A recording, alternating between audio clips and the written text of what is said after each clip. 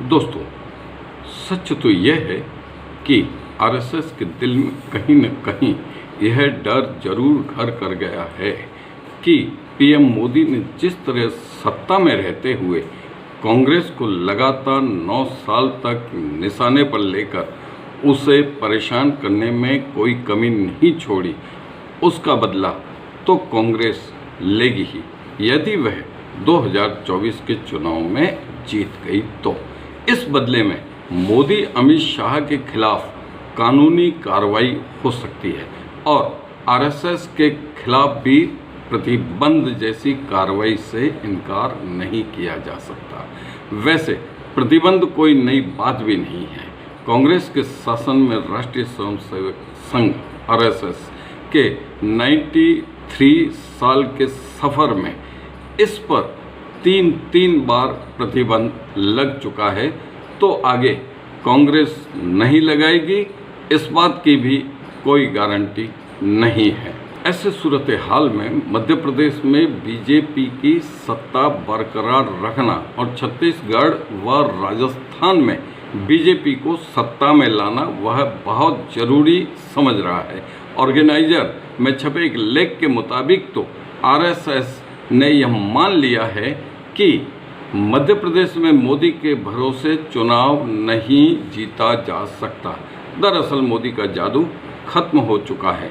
तो ऐसी स्थिति में आरएसएस के सक्रिय होने का मतलब यह निकलता है कि वह किसी भी सूरत में बीजेपी को जिताना चाहती है। यदि 2024 में विपक्ष का गठबंधन इंडिया सत्ता में आ गया तो बीजेपी को तो सत्ता ही छोड़नी पड़ेगी, पर अहम सवाल यह है कि आरएसएस का क्या होगा।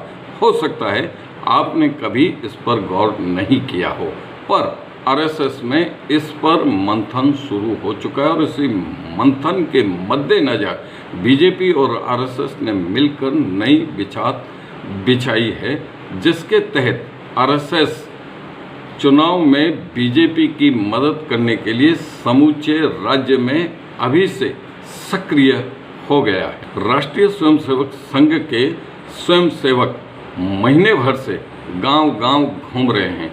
मतलब मध्य प्रदेश में बीजेपी की जीत पक्की करने के लिए आरएसएस अभी से सक्रिय हो चुका है। तो जाहिर है कि मध्य प्रदेश विधानसभा चुनाव में इस बार बीजेपी के साथ आरएसएस का भी भविष्य दांव पर लगा हुआ है।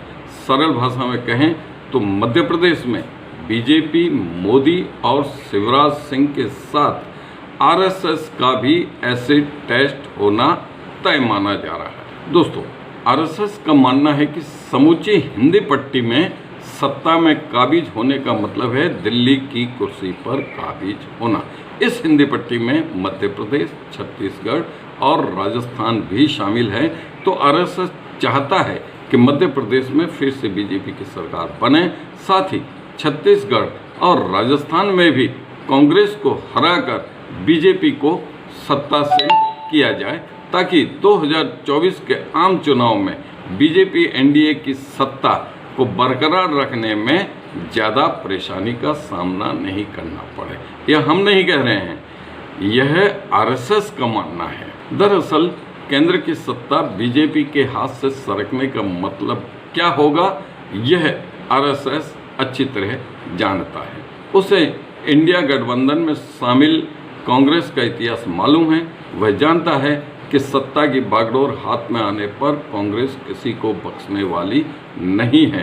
तो जाहिर है कि न तो मोदी शाह की जोड़ी को बख्शेगी और न ही बीजेपी के सबोर्डरों को, जिसमें आरएसएस भी शामिल हो सकता है। फिर सत्ता बीजेपी के हाथ से निकलने पर आरएसएस का एजेंडा भी लागू नहीं हो सकेगा, जिसे वह हर सूरत हाल में लागू करना चाहता है। आपको पता ही होगा कि पिछले दिनों में जितने भी सर्वे हुए हैं और उनके जो नतीजे आए हैं, उनके मुताबिक तो इस बार कांग्रेस बीजेपी से काफ़ी आगे निकल चुकी है। तो जाहिर है कि मध्य प्रदेश में यदि बीजेपी जीत गई तो जीत का सेहरा ना तो मोदी के सिर पर बंधना है और ना ही शिवराज सिंह के जीत का सेहरा आरएसएस के सिर पर बंधेगा और यदि बीजेपी हार गई तो मोदी शाह की जोड़ी और शिवराज सिंह की तो किरकिरी होगी ही, पर आरएसएस की कलाई भी खुल जाएगी। लोग सरेआम यह कहने में कोई संकोच नहीं करेंगे कि वो दिन लद गए जब आरएसएस के भरोसे बीजेपी की जीत पक्की मानी जाती थी। पर इसके लिए अभी चुनाव तक इंतजार तो करना ही पड़ेगा। दोस्तों, इस वीडियो में बस इतना ही। अगले वीडियो में फिर मिलेंगे। तब तक देवेंद्र रावल को दीजिए इजाज़त। धन्यवाद।